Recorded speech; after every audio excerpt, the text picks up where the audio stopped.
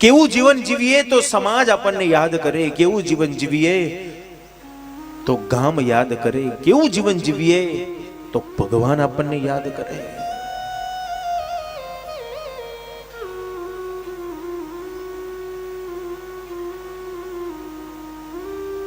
રામ અને કૃષ્ણએ આ ભૂલોક ને છોડ્યા ને હજારો વર્ષ થયા, છતાંય આજે આપણે એને યાદ કરીએ છીએ. સવારે ઉઠતાની સાથે એના પદ ગઈએ, પ્રભાતિયા ગઈએ, એના ભજનો ગઈએ.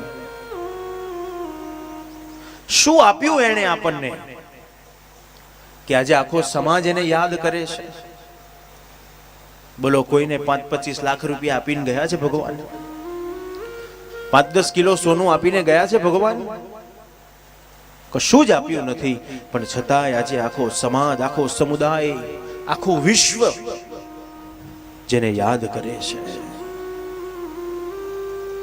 એક જ આપ્યું, એને આપ્યું સમાજને પ્રેમ આપ્યો. બસ પ્રેમ આપતા શીખી જાઓ. પરિવારને, સમાજને, ગામને. તમે પણ જો પ્રેમ આપ્યો હશે ને તો સમાજ તમને પણ આપણા ગયા પછી આપણને યાદ કરશે. અને પ્રેમ એટલે પ્રેમ પ્રેમ સબ કોઈ કહે, પ્રેમ ન જાને કોઈ, એક બાર પ્રેમ કર લે શ્રી કૃષ્ણ સે. પ્રેમ એ અનુભવની કથા છે, વર્ણનની કથા નથી. એનો તો કેવલ અનુભવ થઈ શકે.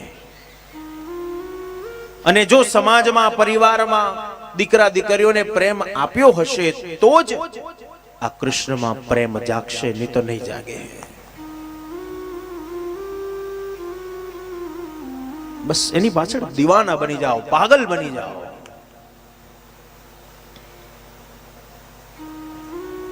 ભક્તો જેની પાછળ પાગલ બની ગયા, જેના દીવાના થઈ ગયા. ચૈતન્ય મહાપ્રભુજીનું જીવન ચરિત્ર એમ કે છે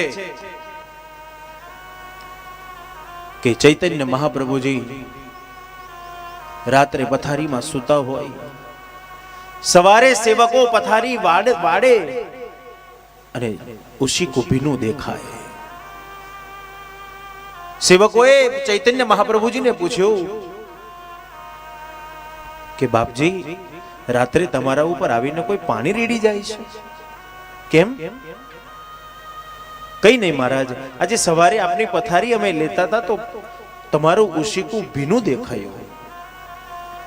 ત્યારે ચૈતન્ય મહાપ્રભુજી જવાબ આપે છે કે મારા ઉપર કોઈ પાણી નથી રેડી જતું, પણ એ પાણી નથી, એ મારા આંખના આંસુ છે.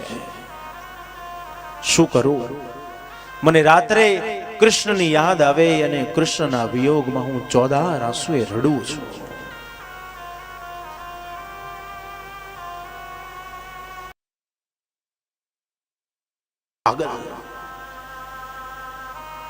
ચૈતન્ય મહાપ્રભુજી હરે કૃષ્ણ હરે કૃષ્ણ હરે કૃષ્ણ કરતા કરતા દરિયામાં દોટ મૂકે. સેવકો પકડી રાખે, મહારાજ દરિયો છે, દરિયો ડૂબી જવાય, ડૂબી જવાય.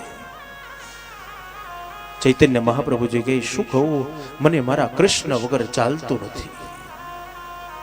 હું કૃષ્ણની શોધમાં, કૃષ્ણના વિરહમાં દોડી રહ્યો છું. આ દીવાનગી, આ પાગલપન,